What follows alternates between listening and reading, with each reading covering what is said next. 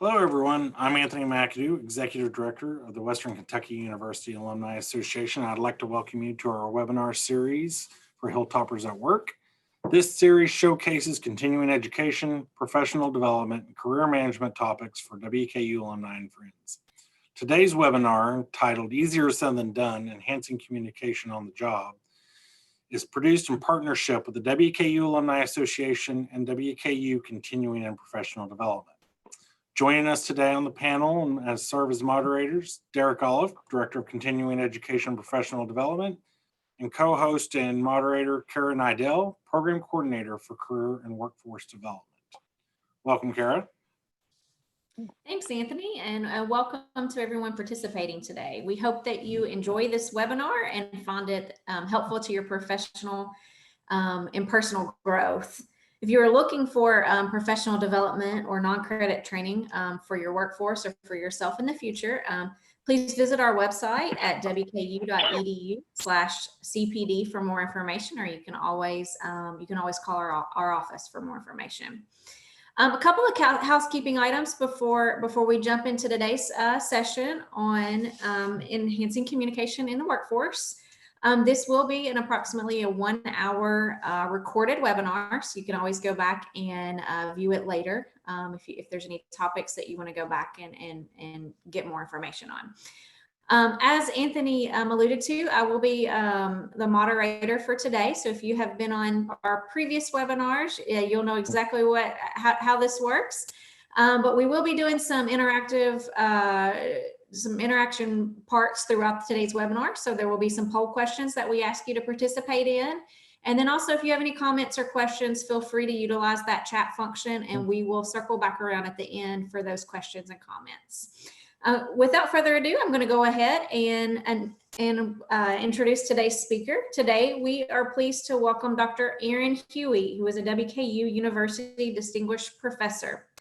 In addition to Dr. Huey's impressive resume with experience in higher education, Dr. Huey is a regular speaker and presenter for the WKU Office of Continuing and Professional Development. So I'm going to go ahead and kick it over to Dr. Huey. So welcome, Dr. Huey. Well, thank you so much, Kara. I appreciate that kind introduction, and thank you to Anthony and Derek for coming together and providing support for this experience, and especially thank you to everyone who's tuned in for the webinar today. You know, as Kara mentioned, this is an hour-long event, so we'll try to pack that with as much information as we possibly can over the next hour, but we know that your time is valuable, so we really appreciate you taking the time to kind of tune in and learn more about this topic today. As also Kara mentioned, we do want to make this as interactive and experienced as possible. We are going to have a question and answer period at the end of the formal presentation.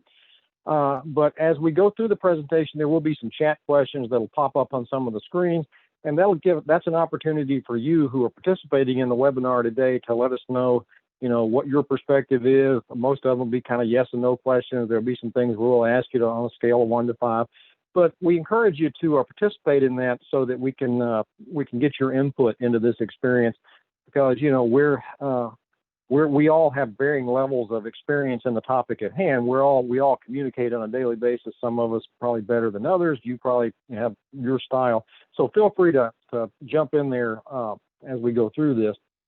I always like to include at least one slide reminding folks these are the learning outcomes. We use this to structure everything about the webinar so that when we develop these, we use this outline.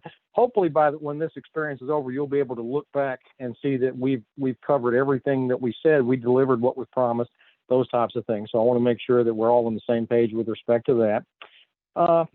First thing I'll kind of want to cover, and I know, Anthony's had some experience with this, and certainly Derek and Kara have, on professional development training. The way people basically develop skills is you learn the relevant concepts. My dad used to refer to that as the book learning. So you got to do the book learning part where you read some stuff and learn the theory. And then you try to do what you've been taught, and you get feedback on it, usually on a one-on-one basis. And then, feedback doesn't help anybody unless they reflect on it and decide they're going to take it to heart and maybe do something differently. So essentially, communication is the basic of all skills. It serves as a foundation for everything else that we do. If you're going to talk about constructive confrontation, you're talking about change, you're essentially talking about how you communicate and how how you use communication to accomplish those things. And lastly, the whole idea is to do something differently in the future that you've done in the past once you've realized that what you have done in the past hasn't been as effective or as efficient as possible. So this is the model we usually employ in all training activities. You learn something about it, you practice it, you get some feedback on it, you think about it, and then you decide to do something differently in the future. I always like to just remind everybody, we're not talking about rocket surgery here, okay? You know, the essence of communication is a message sent. You're trying to tell somebody something. You're trying to communicate, you know, and somebody always hears something. There's always a receiver, you know, so you're trying to communicate. When I talk to Anthony, for example, I've got a picture in my head of what I want him to understand, and I'm trying to communicate in a way that he will have a very similar picture in his head of what it is I'm talking about. You know, so that's, and the $64 million question is always, is Anthony understanding this the way I understand it?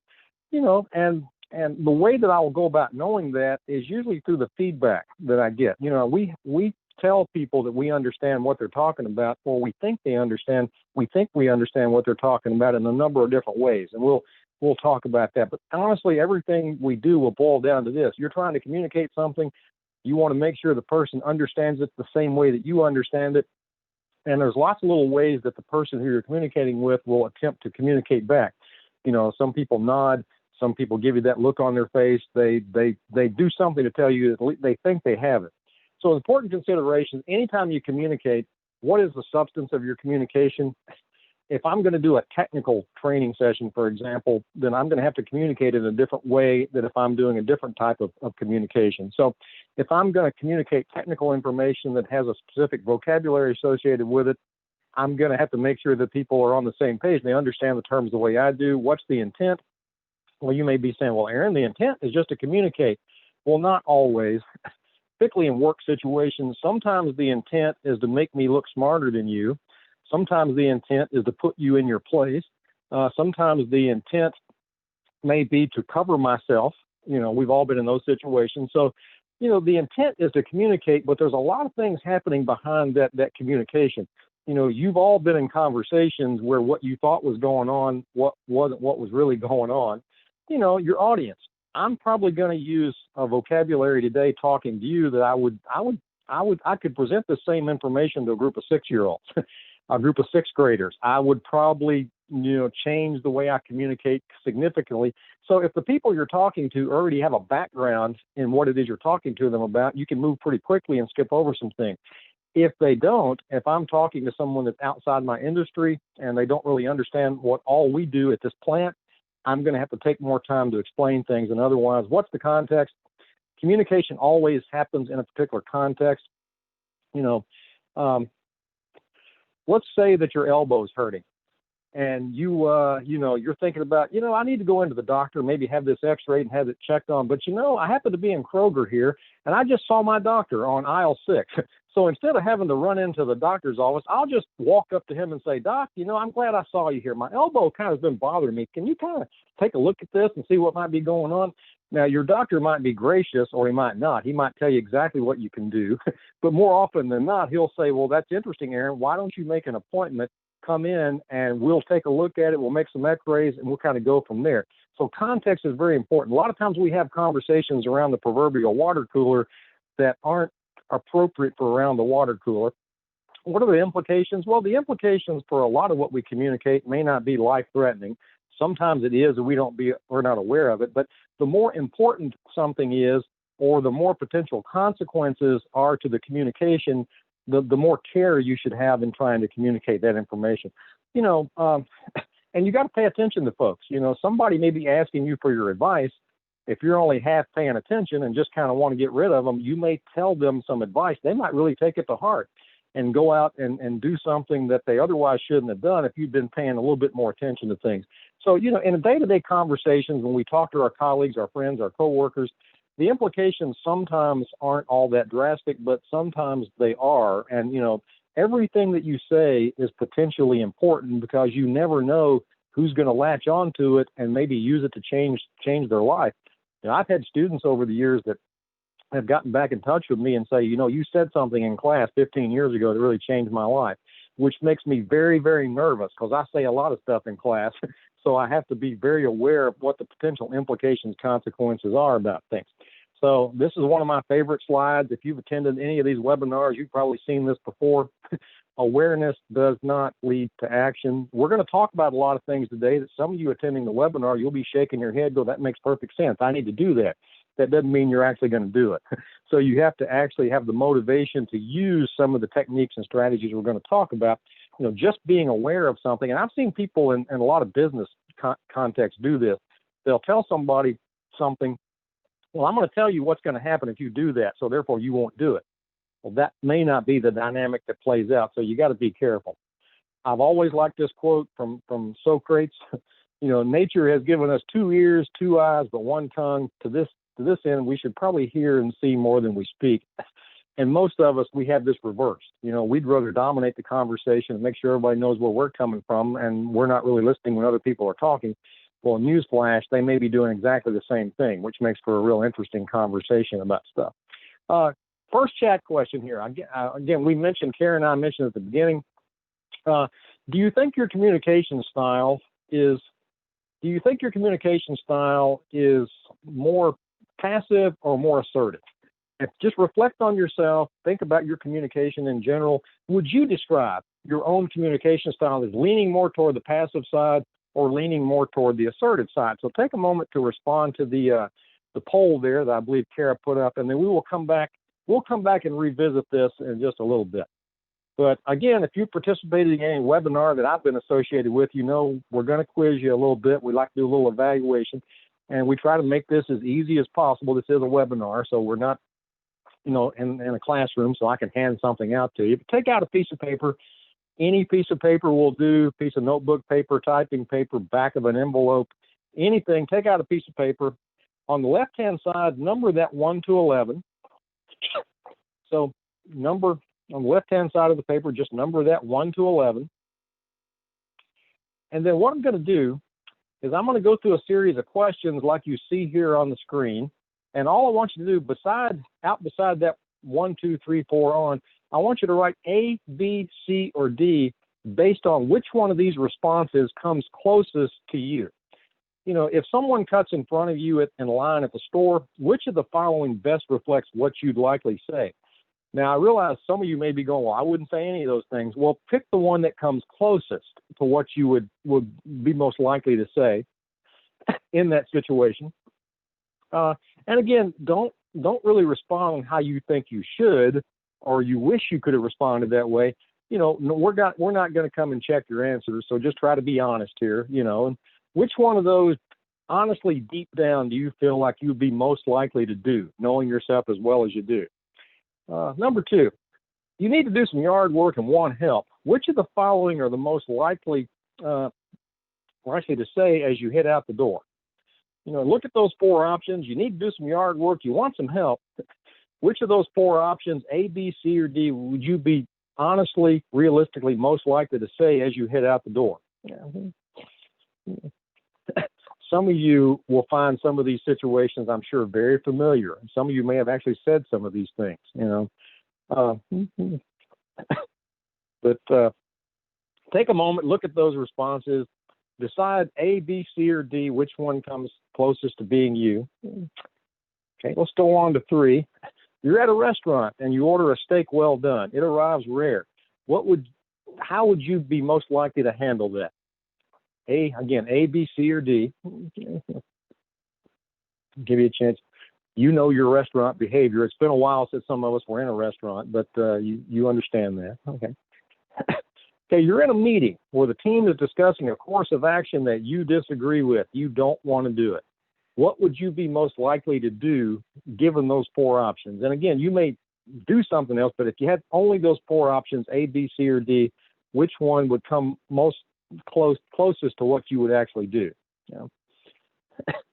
I know people that fall into each one of those 4 categories. And number 5, you're meeting a friend at the movies. Your mother calls asking you to come help her hang a picture right away. Now you're in a dilemma. What would you be most likely to do? Again, look at those 4 options. You know yourself better than anyone. what you would most likely tend to do. Remember, awareness doesn't always lead to action, so let's try to focus on the action side here.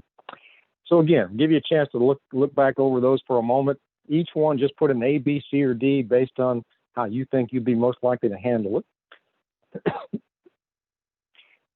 Okay. Number 6, you overhear a coworker saying that he doesn't like working with you because you're too picky. What would you be most likely to do in that situation? This has happened to some of you. It's happened to me. Okay. You walk in on a conversation or you're around the corner and you hear somebody talking about you, which immediately piques your interest. So if you heard somebody say about you, you thought you had a good relationship and you heard them say this about you. I've actually been told before that I'm too picky. So I understand that one. Okay. Number 7, your company is having trouble with a contractor. Your boss asks your opinion about how to resolve it. What would you be most likely to say in that situation? Again, company having a problem with a contractor, boss asks you, how do you think we should go about handling this? Given those 4 options, what would you be most likely to do? Number 8, you order a pound of ham at the deli counter and the clerk mistakenly gives you 1.5 pounds. What would you be most likely to do? A little bit of ethical kind of bent on that one. So, and again, we're looking for what you would actually do, not what you think the right thing is. So try to respond that way. Number 9, you're on a tight deadline at work and a coworker drops by to chat about his upcoming fishing trip. What would you be most likely to do? This has happened to me numerous times. The content has changed, but it's obvious I'm working really hard. I'm trying to get a deadline, meet a deadline, get a report in. Somebody wants to come by, tells me to take a break, get a cup of coffee, and let's talk for a while. Again, given those 4 options, A, B, C, or D, what would you be most likely to do? Number 10, you and a friend are meeting for dinner. You don't like the restaurant she chose, but agree to go. It's awful. What are you most likely to say? A, B, C, or D? You know yourself. In that situation, what would you be most likely to say?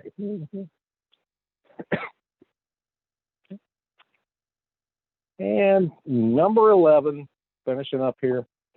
You forgot to pay a bill you said you'd pay. Your spouse confronts you. Some of you have been there. I have. Confronts you angrily about it.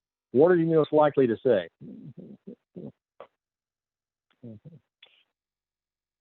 You gonna try to turn it around?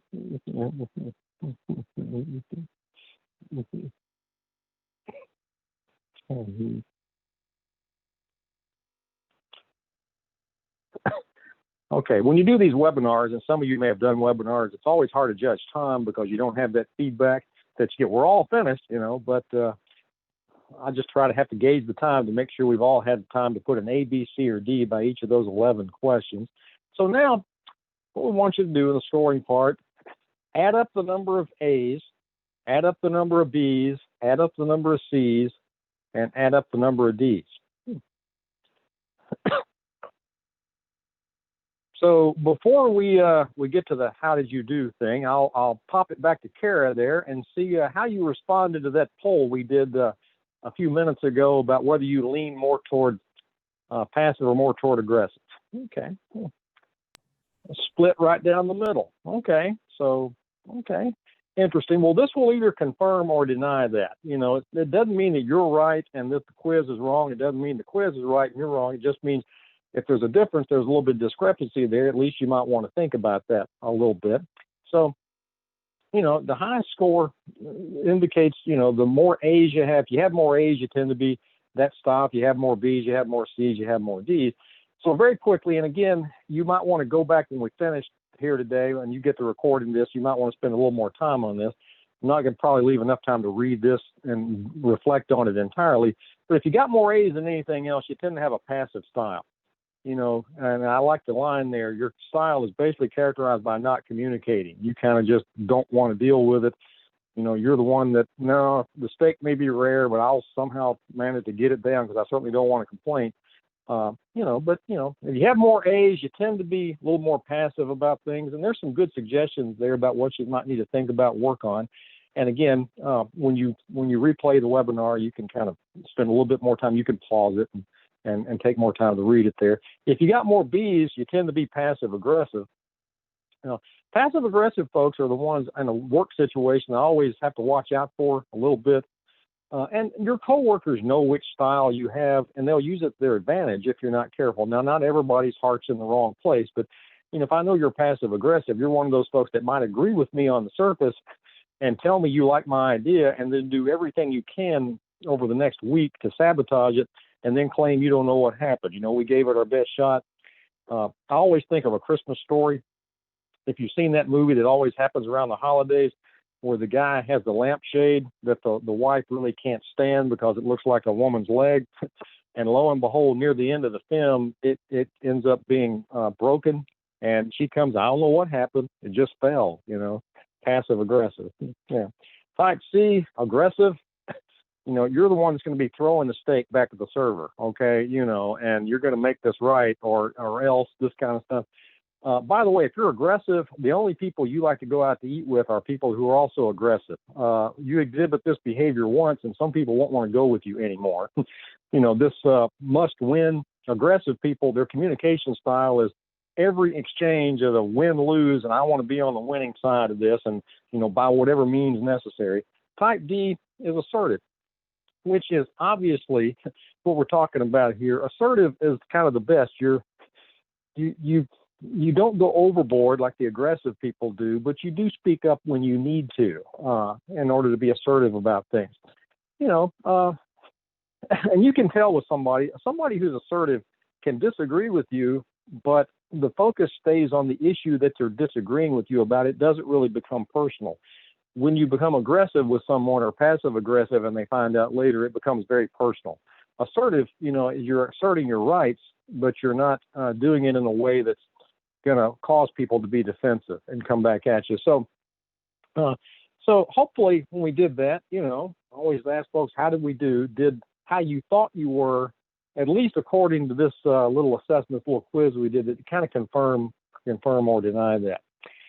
So again, at least you got something to think about there. And I believe the reference to that particular quiz, you can download that. We don't try to do anything we shouldn't do here. So it's available out there. So I think the website was at the bottom of the first slide, maybe the last slide there. If you want to download that and use that for your personal development. So let's talk about some basic concepts here, and then we'll move on to some other things here in just a moment. Congruence. In communication, human beings naturally look for consistency. If I were to look at you and go, "No, I'm not mad," that's not congruent. That's telling you something else is going on. So we look for this. Human beings are congruency detectors. We're always on guard to see if what you're saying, and if you are incongruent, it does imply to most people that you're being dishonest or you're at least being sarcastic about things. So is your communication congruent? I've known people. I'm pretty sure their philosophy at work was tell people whatever they want to hear and then do whatever you want to do, which is passive aggressive and very incongruent and very difficult to work with people like that. Frame of reference, everybody attending this webinar, every human being has a slightly different frame of reference. We understand things in a different way based on our background, how we were raised, our upbringing. I was reminded this one time when, there's a lot of things about me. I was raised in rural West Tennessee. I always interpret things from that rural West Tennessee frame of reference. If you talk to me about your barn, well, my idea of a barn is my grandfather's barn that was about ready to fall down on the old farm. It was just decrepit and everything. When I was working at Northern Illinois, I had one of the students, that was a rural area, and one of the students wanted to take me home and show me some stuff at his house, and he said, "We'll go to the barn." Well, I'm thinking I'm going to see something like my grandfather had. Well, no, this barn looked like something you could live in. Okay, it had air conditioning. It was a regular residence, but he called it the barn. Think about if you had an international student or you had an international employee, or somebody from Japan, China, and you say something like, "I'm fixing to pitch a fit." Okay, I understand what that means, and I'm assuming a lot of people here would understand that, but think how somebody is not familiar with their culture. You're fixing to pitch a fit? I don't know what that really means. I'm probably scared. so you need to be careful about that. And we all look at situations from different angles. We all come from a different paradigm. For example, if you believe that people are basically good, that's going to color your entire communication style. If you believe people are basically evil, that's going to color your entire communication style. If you believe people are always trying to get away with something, that's going to color your entire communication style. So you need to think about kind of what your basic assumptions about human beings are, and that'll determine how you communicate, and more importantly, it'll determine how you interpret what communication you receive from other folks. And I know people that, people are basically good, people are basically bad. Listening, this is hard. Why are we still talking about, most of us, kindergarten was decades ago. We were talking about the importance of communication and being a good listener, because human beings are not good listeners. It takes work to become a good listener. Active listener, you're trying to understand, you're trying to empathize. As I mentioned earlier, if I'm talking to Anthony, I'm trying to make sure he has the same picture in his head that I have in mine that I'm trying to communicate. That means he has to work at it. I have to work at how I communicate to him. He has to work at how he listens to me. Impression management, I tell our students all the time, they're getting ready to graduate, they're applying for jobs. Extremely important. First impressions are hard to overcome if you don't make a good one. And this is true on a daily basis with people that you work with for years. People will determine how they communicate with you based on the impression you make, sometimes the morning that you want to talk to them. There have been times when I've gone in to see Derek and I had something I really wanted to tell him. Well, I look at him and he's kind of looked like he's not in the mood to listen to anything I want to say. So that happens rarely, but he's got something going on. He's busy. So what I do is I move back up. This might not be a good time to communicate and ask him what I wanted to ask him. That's because of the impression he's giving off. And we all do that. Some people that think they're very approachable are not. And the thing is, they really honestly believe you can come talk to me about anything. Well, yeah, the last time I came and talked to you, you jumped down my throat. You didn't even let me finish what I was trying to explain. So that might be your definition of approachable, but it's certainly not mine. So people sometimes aren't aware of their own behaviors about things. Another chat question here.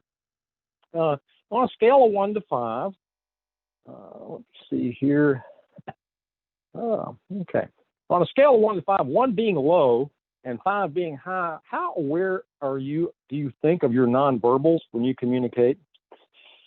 So again, on a scale of 1 to 5, 1 being at the low end, 5 being at the high end, how aware of you believe of your nonverbals? When you communicate with other folks, are you aware of the gestures, your body posture, all those types of things?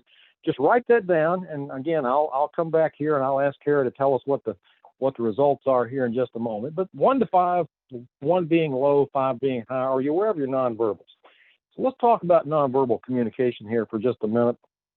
The research all tells us, by the way, if there's a discrepancy between what's coming out of your mouth and your nonverbals, people always assume that the nonverbals are the truth and what's coming out of your mouth is not. So you need to be aware of those things. So that sets up some interesting situations for some folks. Nonverbal impacts the message. I mentioned earlier, screaming at somebody that you're not mad is a discrepancy. But if I do want you to take something seriously, my nonverbal behaviors will either reinforce that or distract from it. I've known people, and you have too, they had to communicate something that was pretty serious and pretty important, but they start laughing about it when they do it, and that creates some dissonance in people's minds. Okay, he's on the one hand, he's telling me this is serious. On the other hand, he's smiling and acting like, well, it could be one of those sarcastic smiles that, that passive-aggressive thing. The purpose is to communicate the feeling behind the message. If I want to get your attention, I could say, Kara, I'm really upset with you about this, and I want to talk to you about something. Or I could say, Kara, I really need to talk to you about this. Okay, there's something here there's something going on that we need to kind of get straightened out. Well, that my hand gestures and my tone of voice communicates the feeling behind that message. We all have differences about these things. The transmission, your nonverbals includes the environment, the setting that you're in. I might have one conversation with Derek in his office. That conversation might look entirely differently if we're standing out front of the Nicely Center, in the parking lot talking about things. Interpersonal distance. Everybody has your zone of comfort. For some of you, it's out there, and for some of it's pretty close. how close you get to somebody determines how receptive they're going to be. They're going to be to listening to you, what you have to say.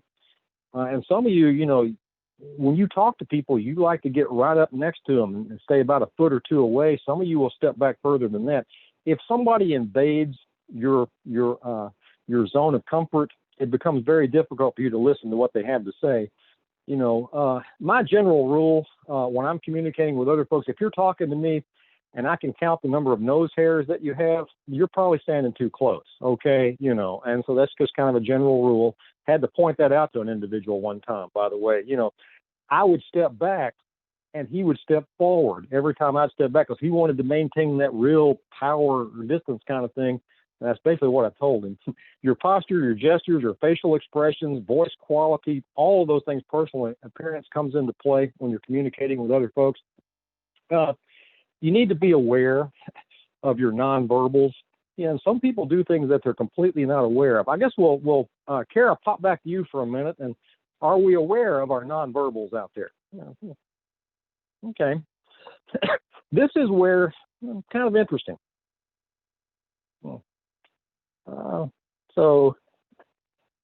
This is good. If you truly are aware of your nonverbals, Kara, I don't know if you want to say anything about that or whatever, or just pretty straightforward. Oh, I'm good.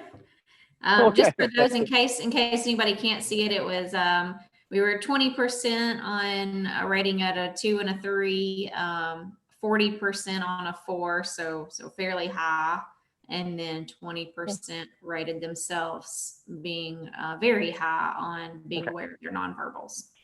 Well, and this is extremely important because if you're not aware of your nonverbals, rest assured that the people you're talking to are. And educators are the worst about this. I had a professor when I was at Northern Illinois that every other phrase out of his mouth was well, after a while, we stopped worrying about what he was talking about. And we started doing hash marks every time he said I've had people I've talked to that like to play with the change in their pocket, when they're talking. Well, very distracting. Back in the days when you could actually smoke in the classroom, thank goodness we've gotten beyond those days. I had a professor at Western who loved to smoke when he was lecturing, and I've never been a smoker, but I know at some point you're supposed to flick the ashes. Well, he would get all animated and start this cigarette would be flying around, and the rule was you didn't sit in the front of the classroom because you never know when you were going to get covered with ash from his cigarette. But he'd get all excited and jerk around and this kind of stuff. I'm pretty sure he was completely oblivious to that nonverbal behavior that was making the rest of us kind of uncomfortable about things.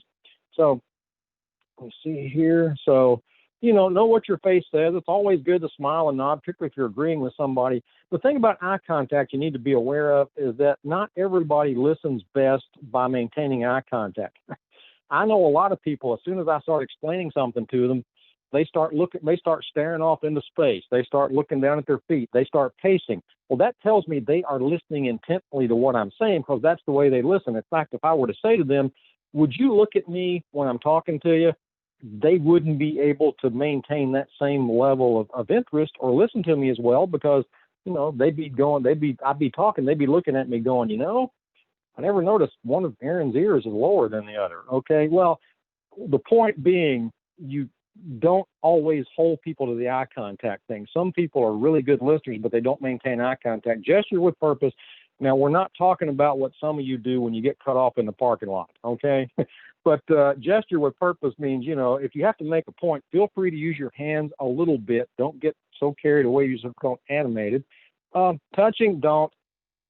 Any questions? Just don't touch people. Don't touch people under any circumstances. I don't care if you were raised in a family of huggers. Go home and hug your family, okay? Don't be touching people at work. Don't be putting your hand on your shoulder when you're trying to make a point or get their attention. Trust me on this. Nothing good is going to come when you touch people. And I know you're doing the elbow thing these days because we can't shake hands. Just don't touch people. Just trust me on that. And then cultural differences. I think I mentioned in one of the webinars that, this means I agree with you, good job. And my culture, This means the same thing as the middle finger in some people's culture. Okay, so be aware of cultural differences when you're communicating with folks about things. And if anybody got offended because I'd put my thumb up, I'm sorry. I was trying to make a point there. But be aware that words have different connotations in different cultures. So be aware of your nonverbals. You know, I want to spend a little bit of time here on feedback. This is one of the most important types of communication that we all engage in, either on the giving side or the receiving side. So again, take out write this down somewhere, respond to the poll there. You know, on a scale of 1 to 5, 1 being low, 5 being high, how good do you think you are at giving feedback? If you have to give feedback to someone, rate yourself, and just in your opinion, how 1 being and you're not very good at giving feedback, 5, you're pretty good at it. And this does relate back to the communication style that you had earlier. Assertive people tend to be a little bit better at giving feedback. Passive people, they can talk to somebody for 20 minutes and the person on the receiving end is not sure what they've been trying to say. So, scale of 1 to 5, how good you are thinking giving feedback. We'll come back to that one in just a moment. So, Kara, I always have to remember when you put a poll up, I have to go back and click on the screen here, one of those technical things, move forward. Feedback. Look, people are not going to be receptive to feedback if they feel unsafe. And I'm not talking about necessarily physically unsafe, but some people have a personality and your nonverbal just make them feel kind of unsafe. They feel the need to defend themselves. Anytime you're giving someone, now some people are just naturally defensive. They get defensive about everything. I've known people you could say hello to them on the street and they'd ask, what do you meant by that? But, if you feel the need to defend yourself, you're not going to be receptive. Or if you're unable to see how to apply the feedback. Think about this. When you tell somebody, well, you just need to be more assertive. Well, that may be true. Unless you tell that person how to go about being more assertive, you really haven't helped them very much. So you need to, not only give people feedback, but you need to make sure they know how to apply the feedback that you're giving them. There's always 2 dimensions to feedback. And really, there's 2 dimensions to most forms of communication. There's support and challenge. Most of what we do, depending on what your communication style is going to fall into one of these quadrants. So if you have low challenge and low support, you're really not giving very good feedback. So just carry on. Have you ever had somebody look at you and say, doing a great job, but they have no clue what type of job you're really doing. They're just trying to, they don't want to rock the boat. They just want to let you know that they're aware of it. So, low challenge, low support. When you give feedback that way, it's in passing. People dismiss it. They forget about it as soon as you leave. It's not specific. Telling somebody you need to have better attitude. Well, if you don't go into detail and tell me what you mean by better attitude and what behaviors you associate with that, you're not really helping me that much. You could have high support and low challenge. That was great. You're obviously trying really hard. Some of you have gotten feedback like that, where somebody tells you, well, you're really trying hard. Well, that probably means I'm not doing a very good job. They want to support me. They just don't want to challenge me about things. High support, low challenge comes across as patronizing. It's general. It's safe. You're doing I appreciate the effort you put into that. Okay. Well, that's great, but what am I not doing right, or what could I do better? Well, I don't want to get into that because I don't want to really challenge you.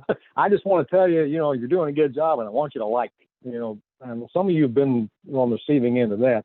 You could have the high challenge and low support. Well, that could have been done better. Why didn't you focus early on? Okay. Which comes across like you're accusing me of something or whatever. So, and this is where a lot of people are. If you're passive aggressive or the aggressive side, sometimes your feedback comes across as really challenging folks, but not being there for them. It's almost like if I don't listen to your feedback and do what you want, you're probably going to fire me or something. Okay. Well, you don't want to send that signal unless you want to send that signal. It's critical. It induces defensiveness. It's paralyzing. I have to think about this one for a minute. Have you ever received feedback from anyone who you come to the conclusion that no matter what I do, it's not going to be good enough, it's not going to be right, it's not going to be acceptable? That's high challenge and low support. When you have that feeling that it doesn't matter what I do, it's going to be wrong, well, you don't want the people, hopefully, on the receiving end of feedback to have that reaction. You don't want them to be paralyzed by that. Where you want them is the high support, high challenge. A good effort. I could see how you were explaining your feelings. I wonder if you got to the crux of the matter about stuff. you're kind of covering both sides of it. You want the person to feel supported. You can challenge someone as much as you support them, and communication is really the key to that. It's focused, it's attentive, it's non-threatening, and that's what hopefully you want your feedback to be. So I want to kind of expand on this concept for just a minute, what it means when it's high support, high challenge. Here's the way you need to communicate. If you said, the team became restless because you had them involved in too many projects. You're my supervisor. You're giving me this feedback. What's my response going to be? I'm probably going to get defensive. I didn't give them what you're accusing. It's me. It's my fault. Okay. How about if you said it this way? The number of projects they were asked to be involved with seemed to kind of unsettle the team. I'm saying essentially the same thing, but I'm not saying it in this accusatory, you messed up, you screwed up. This essentially says you screwed up without saying you screwed up. And people are always more receptive to that type of language than other types of language. Descriptive, not evaluative or judgmental. People have a hard time with that. It's specific rather than general. The example you used to teach that process was very practical. That's specific. That's better than telling me you do a really good job of training. Okay, can you go into a little more detail that I can use and actually use that feedback? Feedback takes into account the needs of the giver and the receiver, and these are going to be a little bit different. Anytime you communicate feedback with somebody, you need to take into account the location. Are you in an appropriate location? Do you need privacy? Take into account the personality. If I know you have a sarcastic personality, I'm probably going to approach you differently than if you don't. You should always take into account what you know about the person before you start trying to communicate with them and what mood they're in. Very important. People are going to be much more receptive if they're in a better mood. And that, some people are very predictable. Some people are always in a better mood in the morning than they are in the afternoon. Some people are better in the afternoon than they are in the morning. Some people are never in a good mood. Some people are always in a good mood. But that becomes important when you communicate. If I see Anthony coming down the hallway and I need to communicate something to him that's pretty serious, and I can tell by that look on his face, he's not in the mood. I probably need to pick a different time. If I want to get his support on something, the idea that I have, I need to pick a time when he's going to be in a better mood and more likely to listen to me and give me the response I'm really looking for. Directed toward the behavior, the receiver can do something else. Yeah, look, if you're based on your personality, you're just not a very assertive person, and that is a personality trait. Telling you to be more assertive may not be very helpful. You may not be able to do a lot about that, and it could get ridiculous. I've seen people be given advice on things that they had nothing. Well, the last machine operator that did that was right-handed, and they seem to do a much better job than you're doing. I noticed you're left-handed. Why don't you work on being more right-handed, okay? Now, some of you are thinking that's kind of ludicrous, but I've seen people give feedback in exactly that kind of way. It's well-timed. If you're in the middle of a crisis and the flames are up around your waist, not a good time to be critiquing somebody's performance. You also don't want to wait 2 weeks after the event. So you need to get to the person as soon as possible. Whose checks of clarity? Always ask people, well, has this been your perception? You think I'm on the right track here? Always ask for feedback. Refer to the resident behavior outcomes, not the individual as a person. There's a big difference between saying you screwed up and, you're a screw up. Whole different connotation. You're just an idiot, well, no, I did something that was kind of stupid, but I don't think I'm really an idiot. And people make this confusion all the time. They talk about the person, and there's different philosophies about this. There's a train of thought that says if you have an alcohol problem, you're an alcoholic. There's also another therapeutic theory out there that says, no, you're a human being that has an alcohol problem. And that's, if you equate a characteristic with a person, you're always going to get into trouble. So you got to be careful about that. Distinguish the behavior from the person. Don't use terms like I just did, calling somebody an idiot. If you call somebody an idiot, they're not going to hear anything you have to say after that, or they're going to be very defensive about it. So let me go back here. What was the result there, Kara, on how people saw themselves? Okay. Well, good deal. Good deal. This is good. And, ask the people that you've given feedback to and get some validation on that, because I've known people that thought they were really good, but the jury was still out among the people on the receiving end. So very important to have an accurate perception about that. Okay. On a scale of 1 to 5, now we're going to put the shoe on the other foot here for a moment. How good are you at receiving feedback? We asked how good you are at giving it to other folks, do you think you're receptive when somebody, if their heart's in the right place, they come to you and want to tell you something important? If Derek wants to set me down and tell me, we got your evaluations from that training session, I need to give you some feedback here. Do I immediately go, well, they're wrong. I don't know what's wrong with those people. I did a really good job. Well, that's not being receptive. And sometimes I've been known to do that. So, I have to constantly be aware of that. Okay, we'll give everybody a chance to respond to that one, how good at receiving feedback. You got to practice, in order to receive feedback in the way it's intended, hopefully, you got to practice reflective listening. It doesn't do any good to tell somebody something if they're not going to think about it and how they could use that information. Try not to get defensive. Very, very hard for some folks to do. Somebody has to critique my performance. We all tend, as human beings, we tend to get defensive. I always like to paraphrase. So what I'm hearing you say, Derek, is you think I need to talk less and maybe be more of a facilitator instead of a lecturer kind of thing. And then Derek goes, yeah, Aaron, that's exactly what I'm talking about. Well, paraphrasing it back indicates to him that I'm getting it. Ask questions, ask for an example. This is a good communication technique in general. If somebody tells you you're not doing something that you should be, or somebody tells you something like you have a bad attitude, well, can you give me some examples of things that I've done or said that would lead you to believe that I have a bad attitude? We can talk about that. It's hard for me to get my head around this kind of global, I just have a bad attitude kind of thing. It's always time to listen. So show appreciation. Look, if somebody takes time out of their day to come to me and say, Aaron, I really need to point something out. You said something the other day that kind of offended a lot of people. You may not even be aware.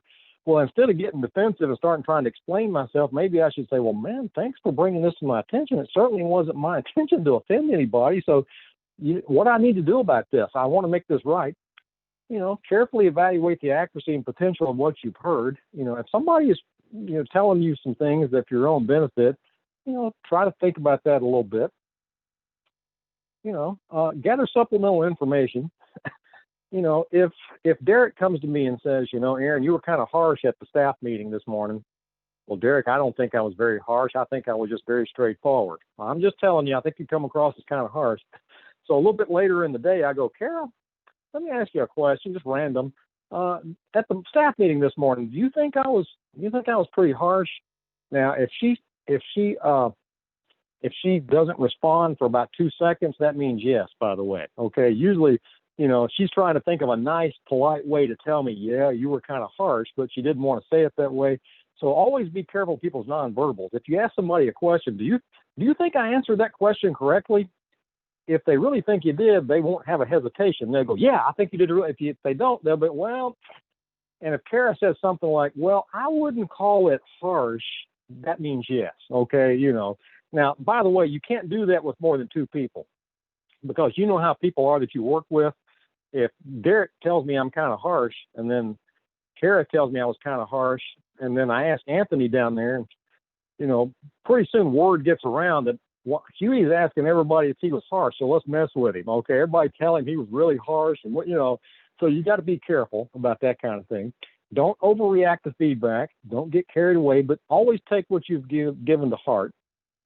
I like this model, and this can be used for communication in general. Feedback should always come down to these 3 behaviors. If you want to give somebody feedback that's going to be helpful to them, usually what you're telling, their behaviors are going to fall into 1 of 3 categories. Aaron, here's some things you need to stop doing. Okay. Here's some things you need to start doing. And here's some things that you just need to keep doing. Okay. If you think about all feedback communication when you're giving to folks, usually one of those 3 categories is going to be, Anthony, I really need you in this job. I need you to stop doing this. And instead of that, here's what I probably need you to spend more time on. And these are the things, though, that you're doing a great job. Just keep doing it. Okay. A great kind of model to think about. And when you do give feedback to folks, don't just focus on the stop. If Anthony has a feedback session with me and it consists of 19 things that I need to do better, I'm screwing up on and I'm not doing a good job, I tend to get, even though everything he's saying might be true, I tend to get just frustrated and I tend to get, just down about it. Always include some things that I'm doing right. Now, if you have a naturally defensive personality, everything that somebody says, they're just waiting for the other shoe to drop anyway. Kara comes to me and says, "Aaron, I need you to give some feedback." And she spends 25 minutes telling me a great job I'm doing. And then in the last 5 minutes, she goes, "But I need you to work on this, this, and this." Well, a lot of people will leave that. The only thing they'll remember is the last 5 minutes, because they figured you have to do the first 25 minutes just to set the stage so you could tell me bad stuff. So, some tips here, and then we'll get back and see what the poll said on this one right after this section. Present perceptions, reactions, and opinions as facts. If it's not the truth, you don't know it to be the truth, don't be presenting it that way. "Well, you lied." Well, unless, you have evidence that the person lied, don't be telling them that. Say, "Well, I think you might have not told the truth about that. If you did, would you please enlighten me about it?" Always refer to the relevant situation, distinguish the behavior from the person, be specific with people. If you're telling me, for example, I'm not doing a good job, well, you need to pull out my job description and point to specific things on my job description that I'm not doing. If you tell me I'm not doing a good job, that's always in relation to some frame of reference. There has to be something that you're evaluating my performance on. So what are the established criteria? Show me what your expectations of me are, and then tell me where I'm not meeting those. Don't just tell me I'm not doing a good job. Nobody wants to be hired. Let's say, "Anthony, I hire you for a job." And I say, "Anthony, I'm not really going to tell you what I expect out of you. I'm just going to tell you when you don't do it. Okay? Now get out there and do us a good job." I can now claim whatever he's done is either what I wanted or not what I wanted based on how I happen to be feeling at the time. So you have to make everything in relation to criteria. Always tell people examples. If you tell somebody they need to put more effort into something, give them examples of what that means. If there are, you have to give people suggestions for how they can get there. It's not good just to point at what somebody's not doing. You need to give them a roadmap that tells them how they can get to where you think they should be. Don't use those terms. I keep coming back because I see people violate this one just in communication in general, and certainly on feedback on an ongoing basis. Don't be calling people names. Deal with things the person can control. If people are going to get emotional sometimes, you have to learn, particularly if you're in a leadership role, you have to learn to deal with emotions. People will sometimes break into tears. Sometimes they'll get angry with you. They'll pound their fist or something. You got to acknowledge those feelings, and you can't just sit there and wait for them to get over it, and then you go right back to what you were trying to say. You have to talk about feelings when they come up in communication, and you want the person to know that you're doing it. Hopefully, you're doing it for their benefit. You want them to be better, and you don't want to criticize people on things. It's just their way of doing things. Sometimes we all need the latitude to do that. So, Kara, what was the results on the last one? Okay, good. Yeah. So now, when you we were yeah, at 40% gave themselves being fairly high at receiving feedback. Yeah. Well, I would if I was completely honest, I'd probably put myself at a 2. I'm not the best person at receiving feedback. Sometimes I have to go through a defensive little period before I come around. I usually come around and say, "Yeah, you're right. You had a point." But I got to disagree with you first, almost as a matter of just principle kind of stuff. But that's something I'm constantly trying to work on. I like this slide. You got to remember this in all your communication. You judge yourself by what your intentions. Other people are going to judge you by your behavior. If I come to Derek and I go, "Derek, I didn't really mean to get you fired. That wasn't the intent of my communication. I'm sorry that happened. So that wasn't what I intended to do at all." Well, Derek's probably going to look at me and go, "Well, Aaron, you didn't mean to get me fired. Well, okay, then I'm not mad at you anymore. We're still pals. I thought for a minute there that was intentional. But since you didn't mean to get me fired and I end up being fired, we're still pals. We're still friends. Don't think anything about it. I'll get another job." He's not going to do that. And some of he's going to look at me. If he's like most people, Derek's going to go, "Aaron, I don't care what your intentions were. All I know is what happened to me as a consequence of what you did. That's all that matters." And some people will try to give them out. "Well, I communicated with somebody. They got really upset with me, but my intention was not to get them upset. that's irrelevant. People don't care about your intentions. All they care about is the consequences of the behavior. So final thoughts. I know we've got a few minutes here for questions, but just communication is hard. There's nothing very profound or dramatic about that. You just need to be aware. The more self-aware you are of your style and how you do things, you'll be in a better position to communicate more effectively and to make those adjustments that we all need to make when we communicate with others, and also to be more receptive to information there. So we've got a few minutes here. We'll try to open it up for anybody have any questions. You can communicate those, I guess, to Kara through the chat function there. And see if we have any questions at all. I don't claim to be the all end all, but if I don't know, I've got 3 experts on communication working with me here today, so maybe one of us will have the answer. Yeah, so I'll jump in here. Like Aaron said, if you have any questions, please utilize your chat function and send them to us. Okay. But for now, I'm going to go ahead and have Aaron has compiled some resources and references, so we're going to go ahead and jump to those while we give some time for questions to filter in. Sure. And if you have a question, feel free to, we want to make this interactive. When we do these, if you participated in any in the past, what we do is like to leave you with some articles, and we vet these pretty carefully. There's 4 articles here that you can download directly from the internet. There's no cost or charge associated with it. We actually probably looked at 20 or 25 of these to kind of get them down to the best information that you could use, the keys to effective communication in general. We got a couple of those there, and we got a couple of articles that relate directly to the workplace. And if you read the first 2 first, the latter 2 will make a little more sense. But there's really good resources there, and then some videos that you'll probably want to look at. And again, I sound like a professor here, but if you read the articles and then the videos will make a little bit more sense as you go through those. But there's some really good resources here that, it's really difficult to demonstrate a lot of things in a webinar like this when you've got an hour. We can role play and that sort of thing. But the videos kind of make up for that, because they actually demonstrate a lot of the stuff that we talked about in the webinar here today, and talk about how these things actually can play out in a work situation. Again, any questions there at all, feel free. If not, I'll turn it back over to my esteemed facilitators and sponsors and that kind of thing for any final comments. Yeah, well, we do have a question that came in. Great.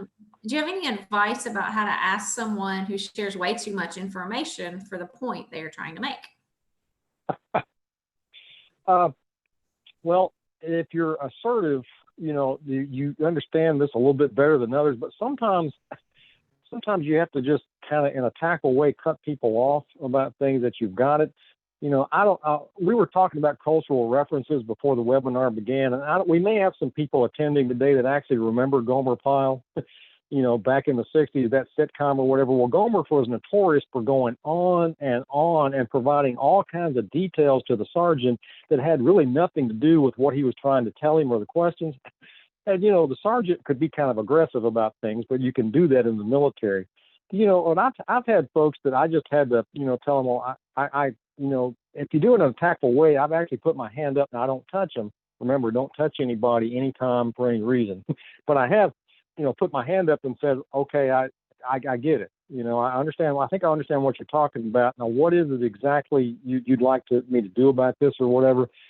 Because, those people can really wear you out. I empathize for that. I know exactly what you're talking about.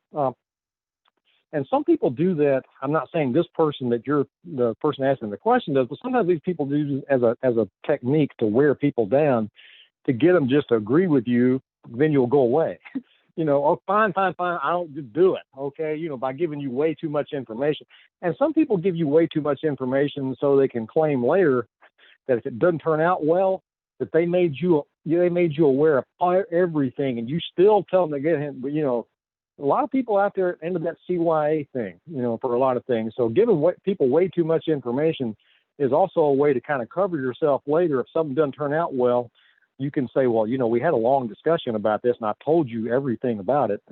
But yeah, I have a couple of colleagues in the past in a different life, that would do that kind of stuff. They'd come in and they would just wear you out before they even opened their mouth, because you knew, you got a minute. And we all know people that look at you and say, you got a minute? And what they really mean is, you got 30 minutes? And, my response is, no, I don't really have a minute, but that's a manipulation thing, because it's hard to say you don't have a minute. That makes you look like a person that's not willing to listen to your colleagues.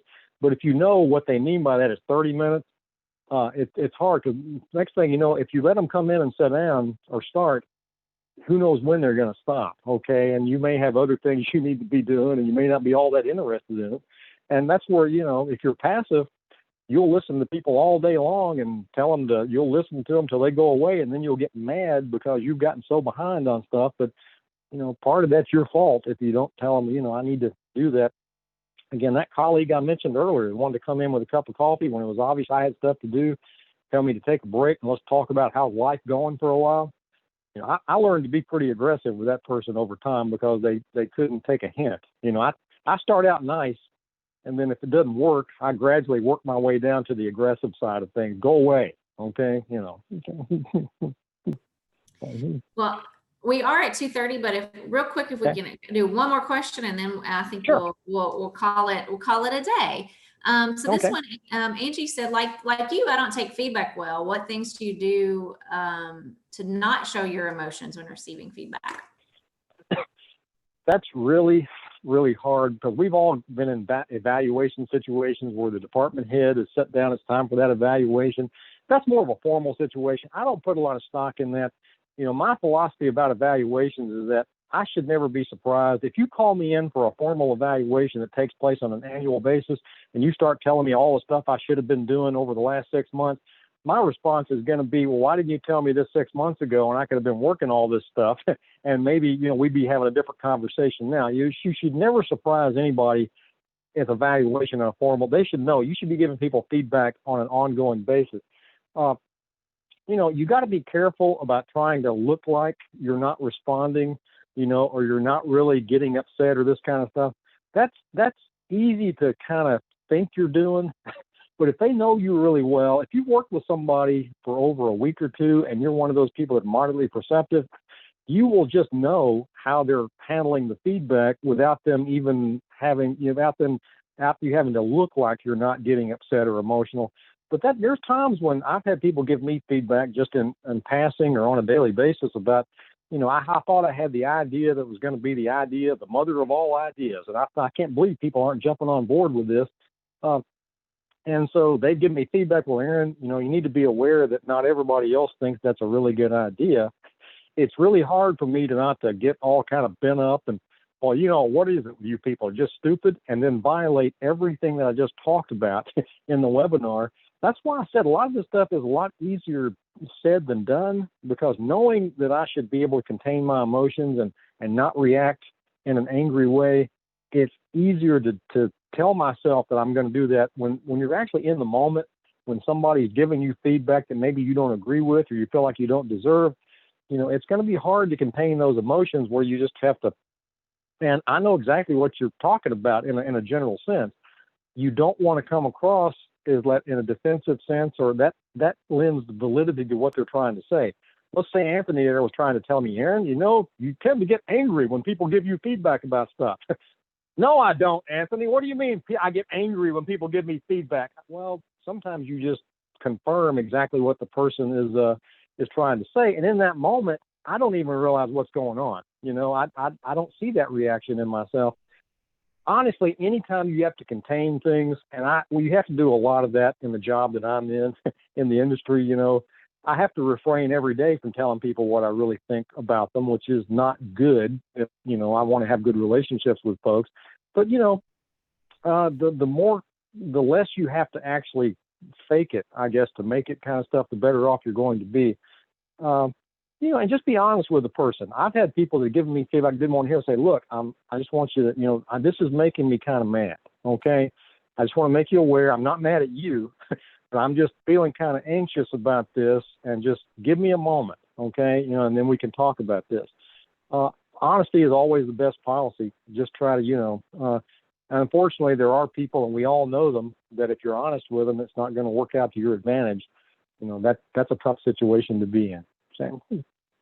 Well, thank you. That was a great question. Well, thank you, Dr. Huey, for this great discussion about communication and reminding everyone to practice social distancing and not touch others. Appreciate that reminder embedded in there throughout today. But thank you to our alumni and friends that joined us for this webinar, for its live broadcast, and to those of you watching through our recording. If you registered, you'll receive a link to the copy of today's archive and also the resources that you see at the end of Dr. Huey's screen or presentation. Invite you to join us for our next webinar on developing a proactive work style on July 10th. You can find more information about that and all of our other webinars and resources at alumni.wku.edu/Hilltoppers at work. So thanks again.